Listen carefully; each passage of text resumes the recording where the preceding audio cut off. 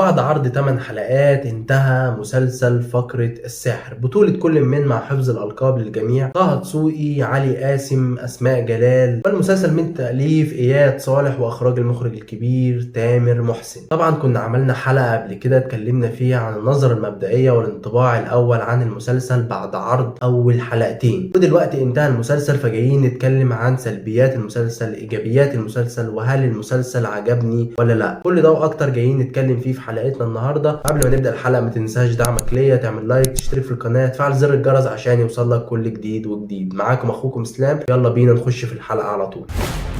احنا التلاتة اصحاب من زمان.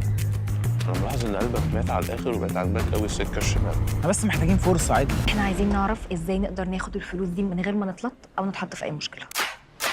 مسلسل فقرة السحر من المسلسلات اللي انا كنت منتظرها جدا جدا قبل عرضها، من الاجواء اللي كانت معمولة حوالين المسلسل. وفي حتة ذكرنا ليانجو بلاي في سلبية كبيرة جدا جدا عايزين نتكلم عليها، بس هنسيبها لما نيجي نتكلم على نخش في السلبيات. تعالوا دلوقتي نخش ونتكلم في قصة المسلسل. قصة المسلسل بنتعرف فيها على 3 اشخاص. ال3 اشخاص دول هم لما وميكس والفي، كل واحد فيهم ليه موهبة خاصة. 3 اصدقاء دول يعرفوا بعض من ايام طفولة والمدرسة، كل واحد ليه مهارة خاصة. وبنتعرف ان لما ليها علاقة بالاجهزة والهاكرز، وميكس رسام جرافيتي ومزور. ونيجي لعلي قاسم. انا الصراحة لحد دلوقتي ما عرفتش ايه موهبة علي قاسم، لكن خلال اللي استنتجته خلال الحلقات ان هو ذكي، بيستكشف، بيقرا اللي قدامه، نصاب. وال3 اصدقاء دول بيقرروا ان هما ينصبوا على واحدة اسمها نجوى الزيني في اول حلقتين، لما يبيعوا لهم لوحة اسمها لوحة الرنوار ولوحة مزورة. بعد ان هم عملوا لعبة كده ان هم يعرضوا اللوحة الأصلية للبيع، لكن اللوحة اللي هيبيعوها هي اللوحة المزورة. وفعلا بينجحوا ان هم يعملوا كده، ولما يقرروا ان هم خلاص يبدأوا حياتهم تحصل المشكلة اللي بتواجههم. وهنا بتظهر فنانة بسمة والفنان وليد فواز اللي بيحاولوا يعملوا عليهم فيلم ان هم مقبوض عليهم من الشرطة. طبعا هم مش مقبوض عليهم من الشرطة ولا حاجة، وكل حاجة اصلا كانت على مدار الحلقات هي محروقة. يعني اصلا انا كمشاهد مفروض ما يتحرقليش، مفروض ان انا استكشف. انت من اول مشهد انت فاهم ان دول لا شرطة ولا اي حاجة. انا مش عارف دي مقصوده من المسلسل وصناع العمل ولا مقصوده. فميكس ولما والفي بيعرفوا ان هم مش مقبوض عليهم وان ده فيلم بيتعمل عليهم، فبيواجهوا الفنان وليد فواز اللي قايم بدور جلال، اللي كان عامل دور ان هو كان بيحقق معاهم وان هو الضابط. فبيواجهوهم وبيعرفوا وبيقولوا له ان هم كشفوا كل حاجه وعارفين ان انتم مش ظباط. وبعد كده بيتعرفوا على بسمه اللي هي صاحبه جلال او قريبته، والله ما فاكر، بس هم رجال اعمال يعني مع بعض. بيعرضوا عليهم ان هم عايزين يسرقوا ذهب من جوز بسمه السابق، وهو هنا الفنان احمد زاهر. وبتبدا بقى الاحداث وبتبدا بقى ايه الخطط ان هم ازاي يسرقوا الذهب من احمد زاهر ويجيبوه لبسمه. بس كده دي قصه المسلسل ودي احداث المسلسل. تعالى بقى نخش نتكلم في الايجابيات. اول ايجابيه واهم ايجابيه موجوده معايا في المسلسل واللي شفتها خلال المسلسل كانت فنان طه دسوقي. افضل اداء وافضل واحد كان موجود في المسلسل كله طه دسوقي، اكتر واحد انت عايز تشوفه في المسلسل. انت لو شفت اسماء جلال لوحدها مفيش اي حاجه، شفت علي قاسم لوحده مشاهد لوحده مفيش اي حاجه، ضيف عليهم طه دسوقي. يعني شوف طه دسوقي مع علي قاسم هتحس بتقل المشهد، ضيف طه دسوقي مع اسماء جلال هتحس بتقل المشهد، ضيف طه دسوقي في اي مشهد اي حوار هتستمتع بالاداء بتاع طه دسوقي، هو الوحيد. فدي افضل ايجابيه في المسلسل. ثاني ايجابيه بالنسبه لي كان اللبس اللي كانوا بيلبسوه، الاجواء اللي كانوا عاملينها كانت حلوه، الاماكن كانت حلوه، المغرب كانت حلوه، الديكورات كانت حلوه. وثالث ايجابيه معايا ان المسلسل خلص، وده اللي هيخلينا نخش على السلبيات على طول. واول سلبيه معايا هي منصه يانجو بلاي. فكره ان منصه يانجو بلاي تعرض حلقه كل اسبوع دي واحده من اكتر السلبيات اللي موجوده في المنصه. حلقه كل اسبوع، والله العظيم انا كنت ناسي، كل اسبوع كنت بنسى الحلقه بتاعه المسلسل. المسلسل بيتكون من 8 حلقات. كان عندك مسلسل موضوع عائلي ومسلسل اقامه جبريه تقريبا كان بيتعرضوا في نفس الوقت. مسلسل موضوع عائلي 10 حلقات، مسلسل اقامه جبريه 10 حلقات، والاثنين خلصوا. وكان مسلسل فقرة الساحر كان لسه بيتعرض. موضوع عائلي كان كل اسبوع بيتعرض حلقتين، اقامه جبريه كان كل اسبوع بيتعرض حلقتين، فقرة الساحر كان كل اسبوع بيتعرض حلقه. الاثنين خلصوا وده كان مكمل. انا كنت بنسى الاحداث والله العظيم. كان بيجي الحلقه بتاعت كل اسبوع انا ما فاكر الحلقه اللي قبليها كان فيها ايه من اولها لاخرها، لان انت بتتفرج على ملل، مفيش اي حدث بيشدك، مفيش احداث، انت عايش في ملل. ده جه في مشاهد كنا بنشوف فيها طه دسوقي واسماء جلال وعلي قاسم نايمين، والله كان نايمين في المشهد، يعني نايمين كده وتعبانين واللي هو بيتمطعوا. ده بيعبر عن حاله المسلسل. اللي خلاني متحمس المسلسل وقلت ان انا هكمله كان اول حلقتين. طبعا دي نسيت اقولها في الايجابيات. اول حلقتين من مسلسل فقره الساحر دول كانوا افضل حلقتين في المسلسل. القصه والاحداث بتاعه لوحه الرنوار دي كانت حلوه جدا. البدايه بتاعه المسلسل كانت حلوه جدا. ومجرد ما قصه نجوى الزيني دي خلصت ولوحه الرنوار خلصت ونصبوا عليها وخلاص، المسلسل كان عامل كده. بعد الموضوع ده خلص بقى يعمل كده.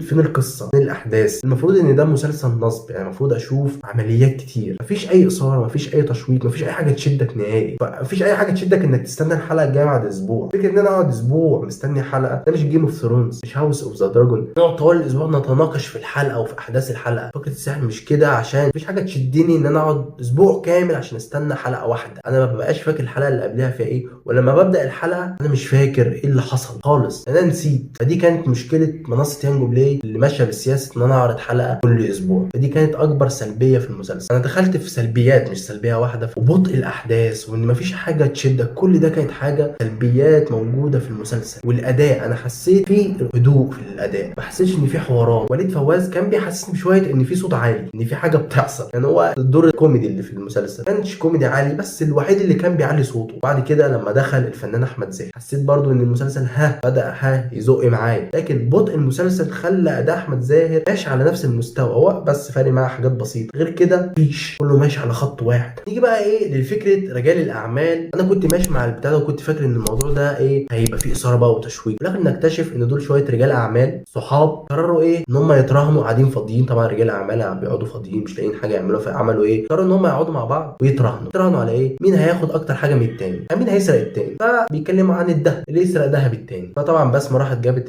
لما وميكس والفي عشان يسرقوا الذهب من احمد زاهر. اول ما اكتشفت الموضوع ده اللي هو بجد قعدتني كل ده وفي الاخر عشان بتلعبوا، يعني انتوا كنتوا عملتوها عادي جدا، دي قصه وبجد وبتاع، كنت ممكن احس باثاره، لكن في الاخر شويه رجال اعمال بيلعبوا مع بعض، استغربتها جدا، كانت وحشه جدا. نيجي دلوقتي نتكلم عن خط الحب اللي كان داير، اللي هو ايه ميكس بتحب لما، وقبلهم خالص لما كانت بتحب الفي، بس الفي ايه قرر ايه ما يكملش او كده. طه دسوقي رجع تاني خط الحب ده، وبعد كده فجاه اختفى، ما سمعناش عنه تاني او ما حسيناش باي حاجه. ونيجي برضو الخط بتاع احمد زاهر، فكره لما بسمه في الاول جمعتهم كده وكانت بتحكي لهم عن جوزها السابق وازاي ان هو راجل مش سهل وان هو دقرم ومفيش حاجه نهائي بتعدي من تحت ايده. فجاه كده بتكتشف هو بيشك في اصحابه اللي هم رجال الاعمال، بيشك فيهم ومش واثق فيهم وهم اصحابه. بعد كده الفي وميكس ولما يخش كده وما يشكش فيهم 1%، مفيش ذره شك ان العيال دي ممكن تبقى جايه تضحك عليها او تعمل حاجه، مفيش نهائي. دي كانت غريبه. وفي النهايه العيال دي تضحك عليهم هما الاثنين، يضحكوا على بسمه ويضحكوا على احمد زاهر، ياخدوا الذهب وما يكلمهمش، يقول لهم سيبوا لهم الذهب، هما كسبوا، انتوا خسرتوا، احنا كسبناكم في اللعبه بتاعتكم وانتوا خسرتوا، وايه كل واحد فيكم سلمنا فضايح التاني. احمد زاهر يقول لها خلاص سيبيهم، دي شويه عيال كده وايه وهم كسبوا ومعاهم فضايح واردين ورا الشمس مش عارف ايه، وياخدوا الذهب ويمشوا والمسلسل يخلص على كده. ونسيت خط الحب اللي كان ما بين جيسي والفي، فجأة كده ظهر، حبوا بعض ومتفهمش حبوا بعض ليه وازاي وامتى، بس هم حبوا بعض، مفيش حاجه مترتبه، مفيش تناسق ما بين الاحداث، مفيش، كل واحد عايز يعمل حاجه زي في اي وقت وبتاع. فانتهى مسلسل فقره الساحر.